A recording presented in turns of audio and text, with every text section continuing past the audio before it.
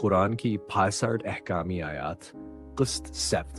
अस्सलामु अलैकुम वरहमतुल्लाहि वबरकातुह। कुरान हिदायत, रहमत और हुकमत का सरचश्मा है। ये हमें सिर्फ इबादत नहीं बल्कि ज़िंदगी के हर पहलू में रहनुमाई देता है। पिछली क़िस्त में हमने आयात वज़ियत से शीश तक की हिदायत को समझा, जिनमें अदल, सब्र, सच्चाई और तवक्कुल का पैगाम था। आज हम आयत 60 में से फायरस तक की चंद और अहकामी आयात को समझेंगे, जिनमें अखलाक, इबादत और बंदगी के हसीन असूल बयान हुए हैं। आयत 60 में सूरह बकरा। नेकी सिर्फ ये नहीं कि तुम मशरिक़ व मग़रिब की तरफ मिना कर लो, बल्कि असल नेकी उसकी है जो अल्लाह पर, आखिरत पर, फरिश्तों पर, किताब और नबियों पर ईमान लाए। कुरान नेकी की नई तारीफ देता है। नेकी रस्मों में नहीं बल्कि ईमान, अखलास, सदक दिल और अमल सालिह में है। सच्चा मोमिन वो है जो अकीदे, किरदार और अमल में मुखलिस हो।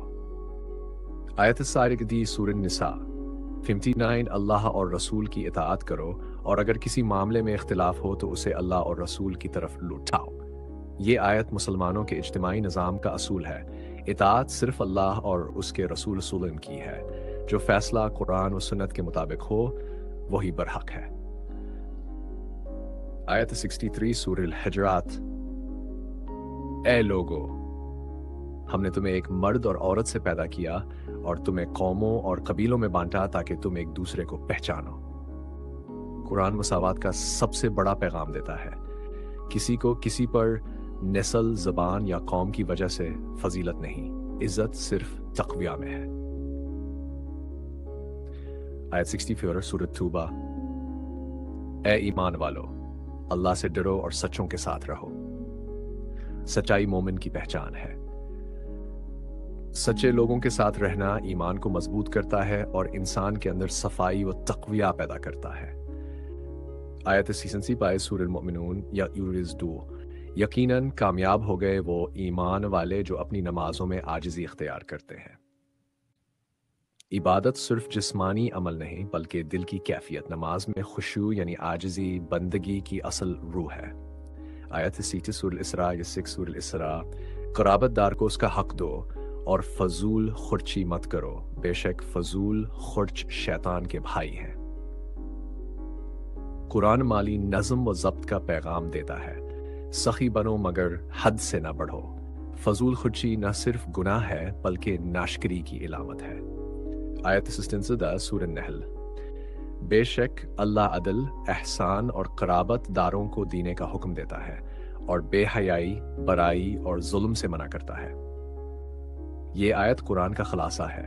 अदल यानी इंसाफ, एहसान यानी भलाई और सला रहमी यानी मोहब्बत, ये तीनों इंसानी माशरे के सतून हैं। आयत सूरह लुक़मान दायतुर 25।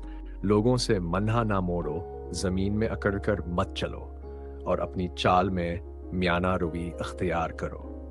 कुरान तकब्बर से मना करता है।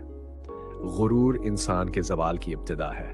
इनकिसारी, नरम लहजा और म्याना रुवी यही मोमिन का वक़ार है।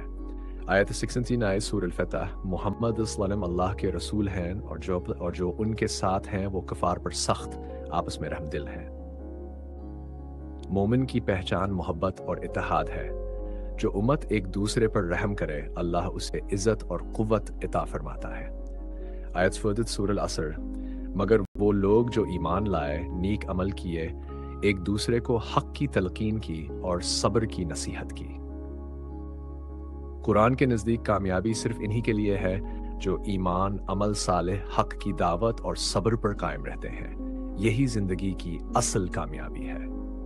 इख्तिताम। इन आयात में कुरान ने अखलाक, इबादत और इंसानी रवियों का मुकम्मल खाका पेश किया।